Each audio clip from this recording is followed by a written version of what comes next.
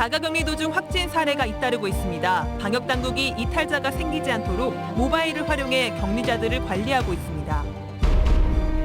추석 전까지 전라선에 SRT를 투입하려던 계획이 불투명해졌습니다. 열차 정비가 지연된 게 이유인데 SRT 투입을 반대해온 철도노조는 주민 교통 편의가 목적이라면 예비 열차가 많은 KTX를 투입하라고 반발하고 있습니다. 코로나로 연기됐던 동아시아 문화도시 프로젝트가 순천에서 다시 속도를 내고 있습니다. 연말까지 한중일 3국의 문화예술 교류 행사가 이어집니다.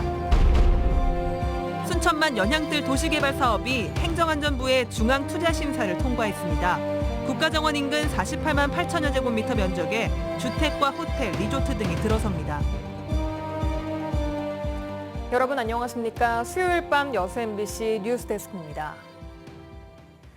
오늘 밤까지 전남 지역에는 집중호우와 함께 많은 비가 내릴 것으로 보입니다. 기상청은 밤까지 남해안 일대 최고 100mm, 그 밖의 지역은 30에서 80mm의 비가 내리겠다고 예보했습니다. 기상청은 남해안 일부 지역엔 시간당 30mm의 집중호우가 내리는 곳도 있겠다며 비 피해 예방에 만전을 기할 것을 당부했습니다. 코로나19로 1년 연기됐던 동아시아 문화도시 프로젝트가 하반기 들어 속도를 내고 있습니다. 순천에서는 연말까지 한중일 3국의 문화예술 교류 행사가 이어집니다. 문형철 기자입니다. 강렬한 색채의 대형 그림과 생태와 자연을 표현한 철제 조형물. 좀처럼 보기 힘든 이색적인 예술 작품들이 관객들의 시선을 사로잡습니다. 한국과 중국, 일본 세 개 나라에서 210명의 예술 작가가 참여한 미래융합 페스티벌입니다. 기존에 서울에서 봤던 그런 수준 높은 작품들이고 그다음에 신선하고 이 전시를 위해서 혼신의 힘을 했다는 게 느껴져요. 각 나라의 차 문화를 비교 체험할 수 있는 전시관에도 관람객들의 발길이 이어집니다. 코로나 시대에 지금 예술가들이 던지는 치유의 메시지라고 보시면 되고요. 한국, 중국, 일본의 공통 문화 코드인 차, 그걸 갖고 저희가 여러 가지 다양한 매년 한국과 중국, 일본 세 개 나라의 대표 도시를 선정해 각 지역의 문화예술을 공유하는 동아시아 문화도시 프로젝트. 우리나라에선 순천시가 2020년 대표 도시로 선정됐지만 코로나19 사태로 올해 5월에야 개막식을 갖고 본격적인 교류 활동에 들어갔습니다. 순천에서는 이번 미래융합 페스티벌에 이어 한중일의 그림책과 웹툰, 전통 의상 등을 소재로 한 행사가 펼쳐질 예정입니다. 또 중국과 일본에서도 순천 지역 작가들의 예술 작품들이 선보이게 됩니다. 사람 간의 교류는 지금 힘든 상황이기 때문에 저희가 작품 교류는 많이 하고 있습니다. 우리 지역의 작가들 작품들을 상호 교류하면서 보내주고 있는 상황입니다. 순천시를 포함한 한중일 문화도시는 이번 프로젝트가 끝난 뒤에도 지속적으로 문화 예술 분야의 교류 활동을 이어갈 계획입니다. MBC 뉴스 문형철입니다. 광양시가 2차 긴급 재난생활비 지급을 본격적으로 시작했습니다. 광양시는 코로나19의 장기화로 침체된 지역 경제에 활력을 부여하기 위해 어제부터 모든 시민들을 대상으로 1인당 25만 원씩 379억 원 규모의 2차 긴급 재난생활비 지급을 시작했습니다. 시는 어제 하루 동안 2차 긴급 재난생활비의 지급률이 33%를 기록하며 시민들의 큰 호응을 받고 있다고 밝혔습니다. 여수시가 코로나19 확산을 막고 위드 코로나 시대에 대비하기 위해 상시 선별 진료소를 신축하고 있습니다. 여수시는 현재 간이시설의 비고정형으로 보건소 주차장에 운영하고 있는 선별 진료소를 음압 양압 설비를 갖춘 상시 건물 형태로 전환하기로 하고 국도비와 시비 등 7억 원의 사업비를 들여 상시 선별소 신축을 추진하고 있다고 밝혔습니다. 여수시는 이를 위해 제2회 추경에서 예산을 확보해 지난 6월에 착공했으며 현재 폭염으로 공사가 일시 중지됐지만 오는 11월까지 공사를 마친다는 계획입니다. 최근 자가격리 도중 확진 사례가 잇따르고 있어 격리자에 대한 위치 파악이 더 중요해지고 있습니다. 방역당국은 모바일 애플리케이션과 불시 점검을 통해 격리자들을 관리하고 있습니다. 양정은 기자가 취재했습니다. 자가격리 도중 발생한 확진자입니다. 전체 확진자 3명 중 1명꼴입니다. 전라남도는 자가격리 중 무단 이탈과 역학조사 허위 진술에 대해 무관용 원칙을 적용하고 있습니다.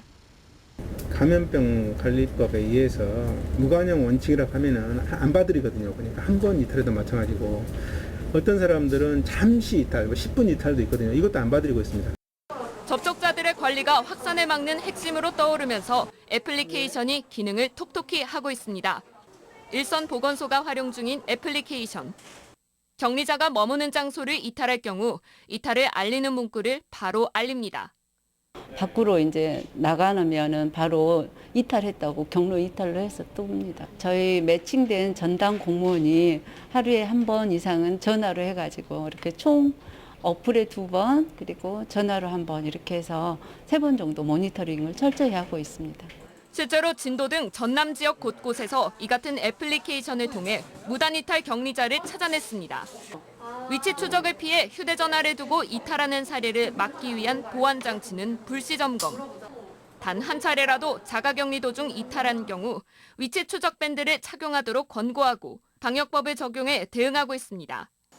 방역당국은 변이 바이러스 확산세가 계속되고 있는 만큼 코로나19가 하루라도 빨리 차단될 수 있도록 시민들의 적극적인 협조를 당부하고 있습니다. MBC 뉴스 양정은입니다. 순천만 국가정원 인근에 추진 중인 연양뜰 도시개발 사업이 행정안전부의 중앙투자심사를 통과했습니다. 이에 따라 순천시는 올해 안에 전남도로부터 도시개발계획을 승인받은 뒤 내년부터는 토지 보상 작업 등 본격적인 후속 절차를 진행할 계획입니다. 연양뜰 도시개발 사업은 국가정원 인근 48만 8천여 제곱미터 면적에 주택과 호텔, 리조트 등을 조성하는 것으로 오는 2026년 완공을 목표로 추진됩니다. 여수 웅천과 소호를 잇는 해상 교량이 내년 7월에 완공됩니다.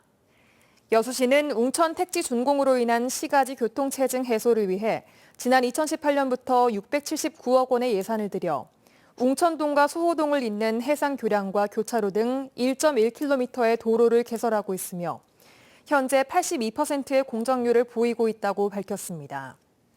여수시는 내년 7월에 웅천 소호 간 도로가 완공되면 신월로와 막마로 등의 교통량이 분산돼 원활한 교통 흐름을 보일 것으로 기대하고 있습니다. 추석 전까지 전라선 투입이 예정됐던 SRT 열차의 정비가 지연되면서 앞으로의 운행 계획이 불투명해진 것으로 드러났습니다. 그간 SRT 투입을 반대해온 철도 노조가 반발하기 시작하면서 논란이 일고 있습니다. 강서영 기자입니다. 추석 전까지 전라선에 SRT를 투입하려던 계획은 정치권을 중심으로 확실시되고 있었습니다. 국토부와 SR에서 적극적으로 운행 방안 마련에 들어갔기 때문에 늦어도 추석 전까지는 좋은 소식을 들려드릴 수 있겠다는 점을. 전라선에 SRT를 새로 투입하는 건 철도 통합 대신 고속철도 운영 이원화를 공고히 하려는 시도라는 철도 노조의 비판이 이어졌지만 김 의원은 추석 전 투입이 확실시된 SRT를 굳이 거부할 이유가 없다며 논란을 일축한 바 있습니다. SRT 전라선 운행은 KTX와 SRT 철도 통합과 무관한 일입니다. 전혀 명분이 없습니다. 그런데 김 의원은 그간의 입장을 뒤집고 투입하려던 열차 정비가 지연되면서 추석 내 SRT 투입이 불가능해졌다고 밝혔습니다. 그러자 SRT 대신 KTX 투입을 줄곧 주장해온 철도 노조가 즉각 반발에 나섰습니다. 고속철도 이원화가 아닌 주민 교통 편의가 목적이라면 예비 열차가 많아 빠르게 투입할 수 있는 KTX를 선택하는 게 맞았다는 겁니다. 수석 KTX를 투입하지 않을 이유가 없다는 겁니다. 김혜재 의원이 어떤 근거로 추석 내 투입을 확실히 했는지는 저희들도 잘 모릅니다. 철도 통합 문제와 맞물리면서 안개 속에 빠진 전라선 SRT 투입 논의. 김회재 의원실 측은 연말까진 SRT가 운행될 수 있도록 다각도로 노력하고 있다고 전했지만 노조 측이 내일 시민단체와 함께 순천역 앞에서 수서발 KTX 운행을 촉구하는 기자회견을 예고하면서 논란은 커질 것으로 보입니다. MBC 뉴스 강서영입니다. 김영록 전남도지사가 오늘 부산 MBC가 생중계한 지방자치 부활 30년 기념토론회에 출연해 중앙정부의 권한을 지자체로 분배해 줄 것을 제안했습니다. 김 지사는 진정한 지방자치가 이루어지기 위해서는 지방국토관리청이나 환경청 등 특별행정기관의 권한을 지자체로 돌려줘야 한다고 주장했습니다. 또 현재 1조 원의 지방소멸 대응기금이 조성돼 있지만 여전히 턱없이 부족한 수준이라며 기금을 대폭 늘려야 한다고 덧붙였습니다.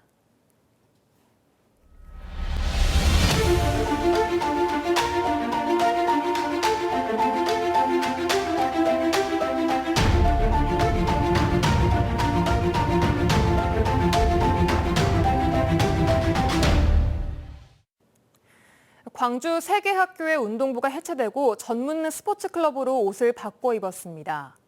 공부와 운동을 병행하는 선진국형 학교 체육 모델로 첫 발을 뗀 건데요. 학생 선수 수급의 어려움도 극복하고 운동부의 변화를 요구하는 사회적인 목소리를 반영한 결과이기도 합니다. 한신구 기자입니다. 지난 1976년 창단된 광주 충장중 야구. 이종범과 서재영, 최희섭 등 한국 야구를 대표하는 선수들을 많이 배출했는데 최근 중요한 결정을 내렸습니다. 학교와 학생, 학부모가 참여하는 무기명 투표를 통해서 90%가 넘는 찬성으로 야구부를 해체하고 전문 스포츠 클럽으로 전환하기로 했습니다. 학생 수가 줄면서 장기적으로 선수 수급이 어려울 때를 대비하고 훈련 여건도 개선될 수 있다는 판단에 따른 겁니다. 학생 수도 감소하고 운동부도 감소하기 때문에 그 부분을 갖다가 먼저 해결하고 그다음에 우수한 선수를 발굴하기 위해서 학력 인구가 급속히 줄면서 광주에서는 지난 10년 동안 43개 초중 고교 운동부가 해체됐습니다. 학교에 등록된 체육부 선수도 지난 2019년 2087명에서 올해는 1877명으로 3년 사이에 210명이나 줄었습니다. 광주시 교육청에 따라서 단위 학교 중심으로 운영되던 학교 운동부를 다른 학교 학생들도 참여 가능한 전문 스포츠 클럽으로 전환해 운영하기로 했습니다. 학력 인구 감소에 따른 선수 수급의 어려움, 그리고 경쟁을 최우선으로 하는 학교 엘리트 체육의 단점 등을 보완해 공부와 운동을 병행하는 선진국형 체육으로 바꿔가자는 의도에서입니다. 운동이라고 하는 것이 자기의 적성과 꿈과 관련된 스포츠가 돼야 된다는 차원에서 공부와 스포츠를 겸하는 그런 방향으로 나가. 대상 학교는 충장중 야구부를 비롯해서 송정초와 월곡초 축구부 등 올해 3개 학교지만 시범 운영에 대한 성과와 평가 등을 거쳐 전문 스포츠 클럽을 단계적으로 확대해 나가기로 했습니다. 인구 절벽에 따른 학력 인구 감소 여파가 학교 체육, 특히 엘리트 체육에 새로운 전환을 요구하고 있습니다. MBC 한신구입니다. 고흥군의 수건 사업이었던 국도 77호선 개량 사업이 국가계획으로 확정됐습니다. 고흥군에 따르면 영남면 우두에서 포두면 옥강에 이르는 총 길이 14km의 국도 77호선 도로 개량 사업이 최근 제5차 국도건설 5개년 계획에 반영됐습니다.